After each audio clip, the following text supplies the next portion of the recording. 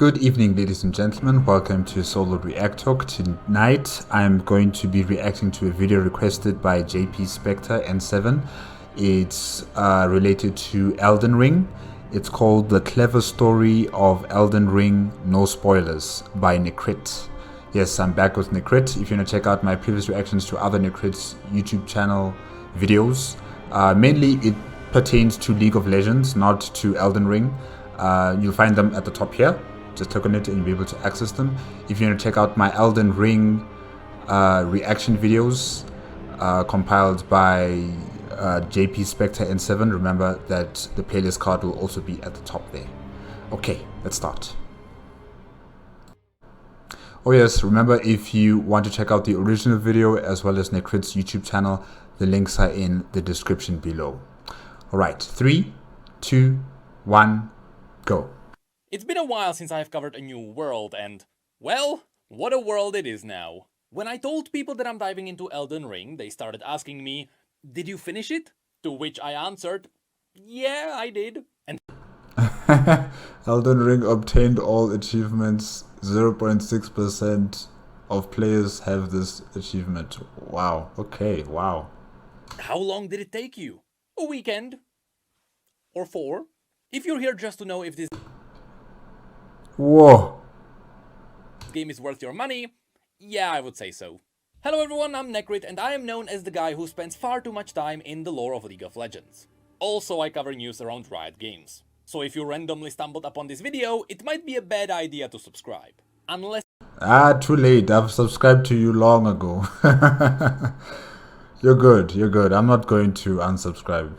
you like League of Legends. I decided to make this video for a couple of reasons. First of all, the lore we are going to talk about is awesome. But also, Elden Ring is a massive success. It has over 900,000 daily players on Steam alone. So it might be over 2 million daily players on all consoles. And that's insane for a single player game. There is no denying this game is a massive success, and that's partially why I wanted to make this video. So, don't worry, I won't show you any spoilers. I am aware of the fact that some people have not played the game yet. And so, whenever you look around, I will only show you the first zone of the game. Don't worry, even the visuals are spoiler-free. Now, while I really want to start talking about how good the lore is first, before that it might be a good idea to talk about the game first. After all, you might be interested in if I even like the game. So, as we mentioned, Elden Ring has a massive player count. But why is that? It is technically an RPG game. You kill monsters, you get loot, you equip the loot, you fight bosses. But it is also a rage game. Have you ever played Getting Over It? It's a game with simpler rules and gameplay, but its obstacles are set up so it's very easy to fail. If you combine an RPG game and a rage game, you get the Dark Souls series. And this series is known for one key aspect: difficulty. Yeah, the difficulty in Elden Ring, it doesn't have like a option to make it easy, normal, or hard, or very hard. Like, it's just the way it is. And some people don't like that. Actually, they've been complaining about that, saying that the game is too hard, the game is not going to be fun to play because there aren't any settings to try and tone down the difficulty of the different bosses that you're fighting against. But I'm not really with those people. I think this is refreshing, actually, because all my life, all the games that I've ever played, they've always had that option, of having it easy, having it normal, or having it hard or very hard. And, I think this is the first time that I've actually heard of a game that doesn't have that kind of option. And, you play as you play. You do as you do in this game. You learn from your mistakes and you try harder, you try better, you get better equipment. And the emotions that you get from finally achieving that battle against that creature that you've been fighting against for so long, it must be a very good feeling. I haven't played the game, I'm just assuming, and also from seeing other people play the game, how happy they are, how exhilarated they are that they finally defeated this particular opponent after it took them so long. So I think this was a good add to this game that they didn't put in these settings for easy mode or hard mode or very hard mode. It's just as it is. Yeah. Is what they would make you believe. You see, if you wanna ask the question, is this game difficult? You should first ask the question, is riding a bike difficult? When you have no idea what you're doing, yes it is. But after only couple. And it's scary. Oh man, it can be so scary, especially when you are riding downhill and you're going super fast and you don't know how to stop the bicycle, and you're panicking. You're on the highest gear, maybe gear 4 or gear 5 or gear 6 of your bicycle, and you're going so fast going downhill. It can be very scary because you just forget things. You forget that there's actually brake pedals. Just squeeze on the brake pedal thingy and your bicycle will slow down. Don't press on it too hard because then you will fly. There's no seat belt. So yeah, sometimes you forget about these things when you're riding a bicycle. So yeah, it can be scary in the beginning, but you get a hang of it eventually. 12 hours, it is easy. The Dark Souls series is exactly like this. I wouldn't really call this game difficult because in this game, difficulty is a feature. And this thought of the difficulty being a feature is such a unique approach to game design that this spawned its own game genre. A genre now called Soulsborne. It's honestly really hard to describe why difficulty is not really a problem here without you experiencing it. That is one of the reasons why a lot of other games are compared to Dark Souls. It's because Dark Souls was one of the first games to use its difficulty as a game mechanic. Every time you die, you know exactly why you died. The game is never unfair. Every death could have been prevented, and that's why giving this game an easy mode would be silly. Reducing the boss's health by 50% would make the game plain and boring. The very point of the game is that you need to study your enemies and learn their moves. In other games, a boss looks at you and uses their 2 abilities. You then get hit twice and you pretty much know the entire fight. Is this from Halo? Yeah, it looks like the what do they call them? I forgot what they call them. Precursor? No, not the precursor, but I forgot the aliens race, the alien race name. But yeah, this person looks like a warrior from Halo. Yeah. Anyways. Here, if you enter a boss room, you feel different. Because you're paying attention to how the boss moves and you're trying to figure out what they will do next. I mean, sure, you can call it hard and you may rage. But if you played League of Legends, at least here you know it's all your fault. However, with that said, when it comes to Elden Ring, in the entirety of the Dark Souls series, it is the easiest game. It is by far the friendliest towards new players. And that's one of the reasons why so many players picked it up. Trust me, you'll get into it. My first Soulsborne game was Bloodborne. Whenever I tell this to someone, they always look at me with shock. So don't worry, the difficulty is not that bad and you'll quickly pick it up.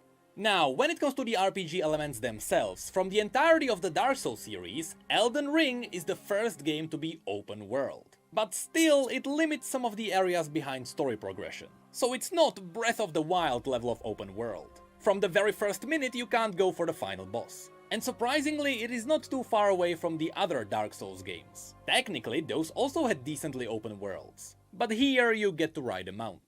When it comes to the environment, it's pretty good. It doesn't drastically change compared to other RPG games, but you can tell the difference when you are entering a new zone. And every now and then, there are some really cool vistas. Entering a new zone is always a breathtaking moment. But here's the thing. I often missed these pretty sceneries because every zone has multiple entrances. There are 2 or 3 ways to get into every zone. And because of that, the world may feel a little bit too open. It is actually not that hard to get lost in the world and have no idea where to go next. But the reality is, there are no wrong answers. And isn't that just beautiful? You're not given the only option on how to enter into the next zone. You're given multiple options. You're given multiple directions to enter into a new place.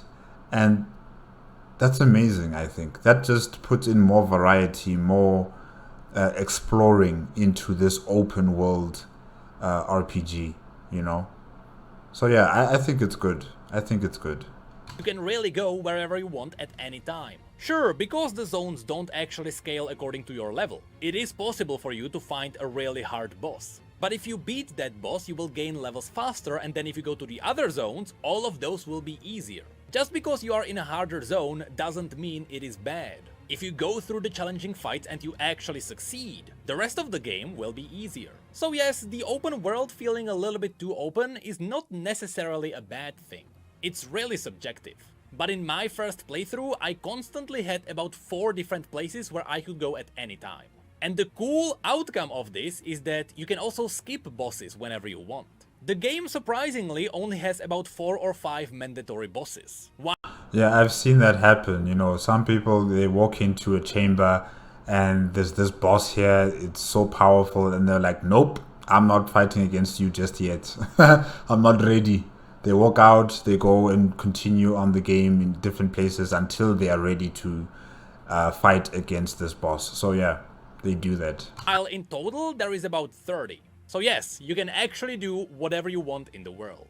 Unfortunately, it is fairly easy to crack the code of the game, especially if you have played the other Dark Souls titles. I won't tell you exactly what it is because I would actually ruin your game, but it's something like you go there, you do this, you pick up that, and there is a boss. Repeat. Luckily, the game keeps everything fresh enough so that you only start to crack the code during the last 2 zones. And in the end, it is only really those who played the other Dark Souls titles that know how to min-max this game. Just know that you don't really have to do that, you can play however you want. Speaking of which, building your character is awesome. It is a classic RPG game with attribute system. Every time you level up, you get a point which you can spend anywhere you want. And this gives you an insane freedom of choosing how you want to fight. Usually you want to combine 2 attributes, but you can also spend everything in one place. You can go intelligence dexterity and be a ninja sorcerer. Or you can go faith strength and be a paladin. And you can fight with knives, swords, staffs and flails. The arsenal is incredible. And you're gonna have a lot of fun just exploring what you can do with your character. Now, putting your points into bad attributes can make your game unironically harder, since you'll deal less damage and the boss fights will take longer. But you automatically get resistances whenever you level up, so you can't really screw up your character. Every boss is beatable when you are naked, just look at the speedruns. Do you think they have time to level up?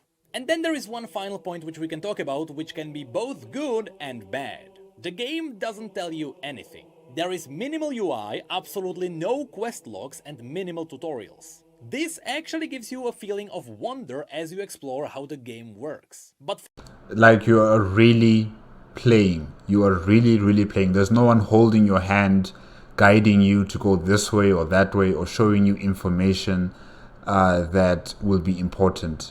Everything is important. Every single detail is important. You know, you have to value and appreciate where you are, understand where you are, and adapt to it. And no one is going to be there to tell you how to do any of that. You just have to figure it out yourself. If you don't, if you are arrogant, this game will humble you. And then you'll be frustrated and start crying and start saying that this game is too hard and this game is not, meant for the, easy players, if I can say that. Yeah. So appreciate where you are and take in as much information as possible. Yeah. for a newcomer, it may feel confusing for the first hour. To which I say, just power through it. There is a reason why so many people like the game. And finally, it is worth pointing out that the gameplay is so good that even if you ignore the story, you are still gonna have a lot of fun. In fact, most people ignore the story. The game on its own is that fun to play. But this finally brings us to the point of this video. How good is the story? Once again, don't worry, there will be absolutely no spoilers. The Dark Souls series has always told its stories in a really different way. Just like in every other From Software game, the main story is fine. It's serviceable, but you can ignore it and still play the game just fine. And that is the point. The story is fine, but the lore behind the world is astounding.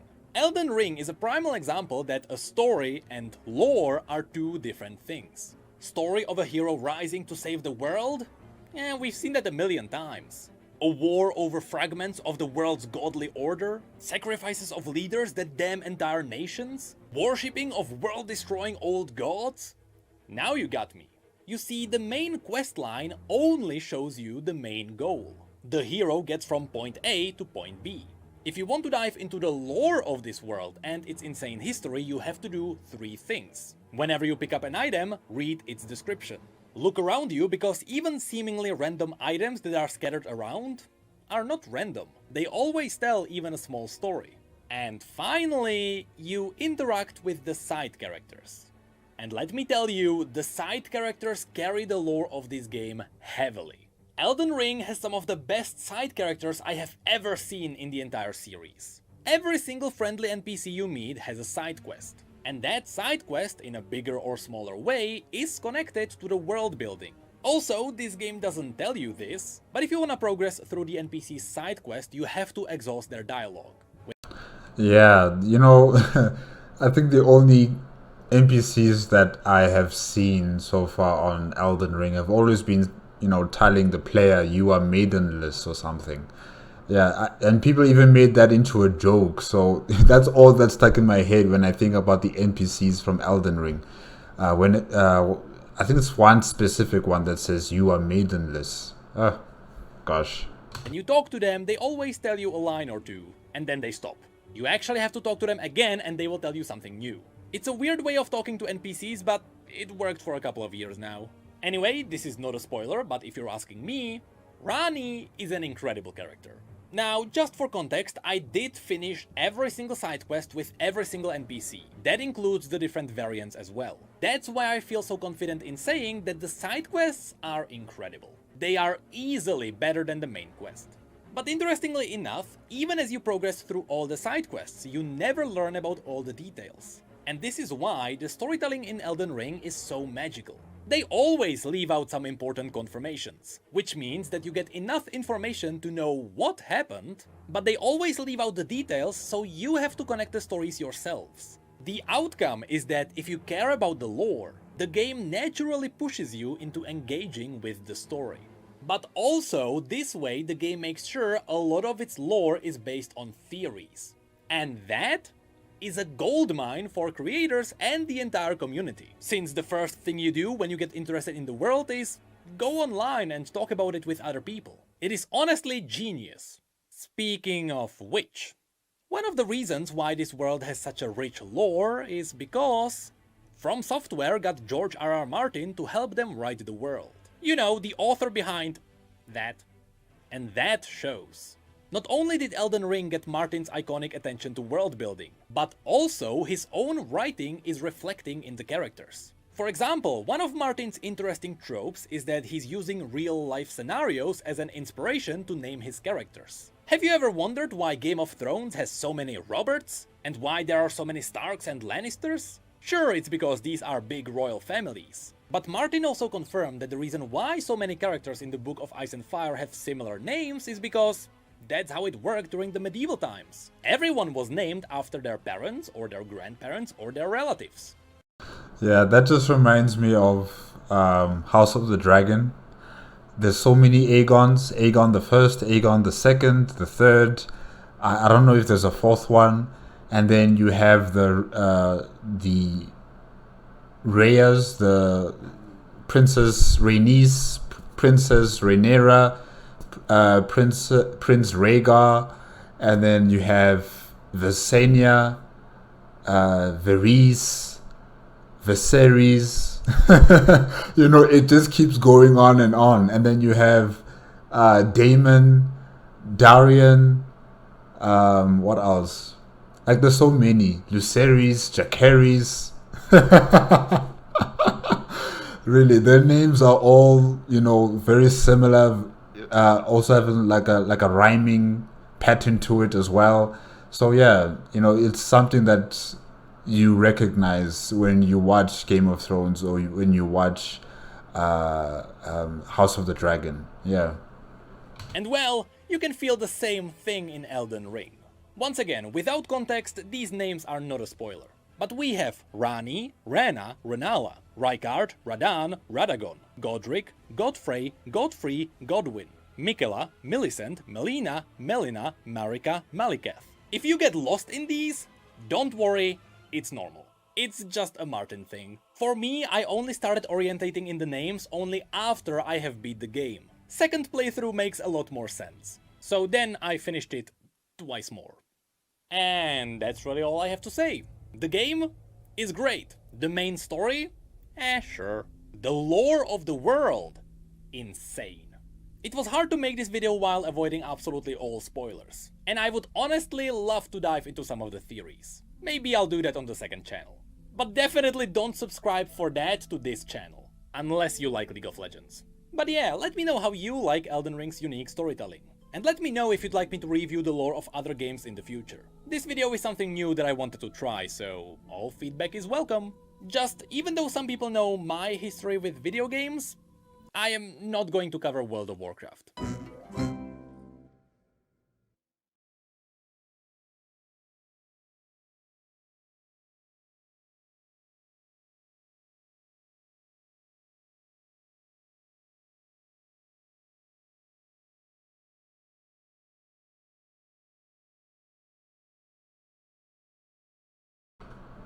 Okay guys, that's it with the clever story of Elden Ring. No spoilers by Necrit. Yeah, this game is vast. This game is difficult if you want it to be difficult, you know? Learn from it, understand it, and you'll see how enjoyable and easy it will be. The lore, the storylines, the short stories, and you know, the characters, the NPCs, all of these components that make this open world alive and active are very important. You know, yeah, you can fight against the bosses. You can go straight to the next chamber and fight against that boss and fight against the next one and next one. But you know, if you don't really appreciate you know, the full totality of this game, then I don't think you will enjoy it as much. You know, maybe there are people out there who do just enjoy fighting, and that's okay. I'm mainly story driven, you know, in terms of me playing games. You know, I love the stories behind games. I love how they develop the storylines, and you know, how they can make you think, how you can debate, how you can reminisce on very important key events or information that you've discovered. I love doing that in games. You know, I don't just purely enjoy fighting or shooting people with guns. I'm not really a fan of doing all of that. But yeah, those who play Elden Ring, you know, some of them, they understand that you know, they have to appreciate the game, and they have to investigate every nook and cranny before they fight against the big bosses. And then there are those who focus mainly on fighting the big bosses, and you know, they enjoy that euphoria you get after defeating the boss. So yeah, Elden Ring is an amazing game. It also has good foundation from previous games, and yeah, it's a game that I want to play one day. Definitely, one day I do want to play this game. I just need a better computer. I need a better computer, better specs, yeah. But until then, guys, remember that if you want to check out the original video as well as Necrit's YouTube channel, the links are in the description below.